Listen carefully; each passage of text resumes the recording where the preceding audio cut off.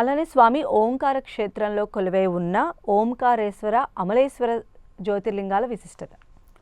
అక్కడ శంకరుడు 2 రూపాలలో ఆ నర్మదా నదికి ఆవలి ఒడ్డున ఈవలి ఒడ్డున కూడా జ్యోతిర్లింగ స్వరూపంతో విరాజిల్లుతూ ఉన్నాడు.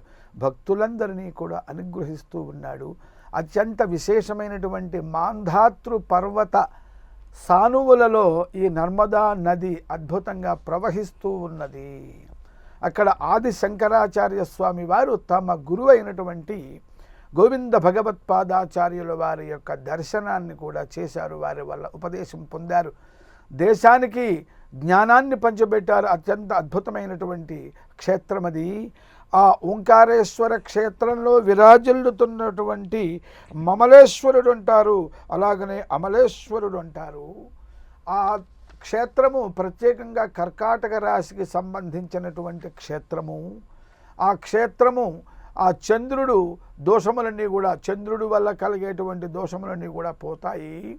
ఈ కర్కాటక రాశికి అధిపతి చంద్రుడు కనుక ప్రత్యేకంగా చంద్రాధిపత్యము కలిగినటువంటి ఆ యొక్క సంతోషము కానివ్వండి, ఇంకా అనేక విధములైనటువంటి భావములు, ఫలితములు ఏవైనా గ్రహ ప్రాతికూల్యం చేత సరిగా లభించనటువంటి వాళ్ళు మానసిక స్థైర్యము, స్థిర బుద్ధి, చపలత్వం, చంచలత్వం, అస్థిరత్వం పోయి స్థిరత్వం కలగటం కోసము, ఆ యొక్క చంద్రానుగ్రహం కోసము కర్కాటక రాశి వాళ్ళు ప్రత్యేకముగా ఆ మమలేశ్వరుణ్ణి దర్శనం చెయ్యాలి, ఓంకారేశ్వరుణ్ణి దర్శనం చెయ్యాలి. తద్వారా మరి కర్కాటక రాశి వారికి సంబంధించినటువంటి ప్రత్యేకమైన దోషములు, ఇతర రాశుల వారు కూడా ఆయా భావములకు సంబంధించిన దోషములన్నీ కూడా పోయి ఆ యొక్క ఓంకారేశ్వర మమలేశ్వర జ్యోతిర్లింగం యొక్క అనుగ్రహం వల్ల సమస్త శుభాలని పొందుతారమ్మా. అలానే వారణాసిలో కొలువై ఉన్న విశ్వనాథ జ్యోతిర్లింగం. వారాణస్యాంతు విశ్వేశం, వరుణ అసి అనే నదుల సంగమము వారాణసి క్షేత్రము. ఆ క్షేత్రంలో మరి ఆ విశ్వనాథ జ్యోతిర్లింగము, విశ్వేశ్వరుడు అంటారు, విశ్వనాథుడు అంటారు, దానిని మోక్షపురి అంటారు, అవిముక్త క్షేత్రము అని కూడా అంటారు. అత్యద్భుతమైనటువంటి క్షేత్రం వారాణసి క్షేత్రము.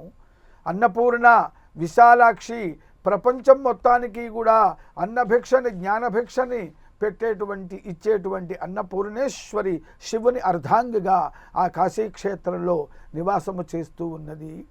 ఆ మరణించినటువంటి వారు వారాణసిలో మరణించినట్లయితే, శంకరుణ్ణి శరణు వేడినట్లయితే వారందరికీ కూడా తారక మంత్రోపదేశం చేసి సాక్షాత్తు మోక్షాన్ని ఇస్తాడు శంకరుడు. అటువంటి మోక్షపురి అని కూడా చెప్పబడుతూ ఉన్నది. ప్రళయకాలంలో భూమండలం మునిగిపోయినా కూడా కాశీక్షేత్రాన్ని తన త్రిశూలం మీద నిలబెడతాట. అందువల్ల ఈ ప్రత్యేకముగా వారాణస్యాంతు విశ్వేశం, ధనురాశికి సంబంధించినటువంటిది ఈ యొక్క వారాణసి క్షేత్రము, విశ్వేశ్వర జ్యోతిర్లింగము. ఈ ధనురాశికి అధిపతి బృహస్పతి కాబట్టి బృహస్పతి సంబంధమైనటువంటి సమస్త దోషములు కూడా తొలగిపోయి సమాజంలో గౌరవం లభించాలి అంటే వారాణసి క్షేత్రంలో మరి విరాజిల్లుతున్నటువంటి విశ్వేశ్వర జ్యోతిర్లింగాన్ని దర్శించినట్లయితే ప్రత్యేకంగా ధనురాశి వాళ్ళ యొక్క దోషాలన్నీ పోయి సమస్త శుభాలు కలుగుతాయి. గురుక్షేత్రం కనుక అన్ని రాశుల వాళ్ళు కూడా వారాణసి క్షేత్రంలోని విశ్వేశ్వర జ్యోతిర్లింగాన్ని దర్శించినట్లయితే ఇతర గ్రహముల దోషములన్నీ కూడా, ఇతర రాశుల వారి అన్ని దోషములు కూడా పోయి సమస్త శుభాలు కూడా కలుగుతాయి. జ్ఞానం కలిగి ముక్తి కూడా కలుగుతుందమ్మా. అలానే చివరి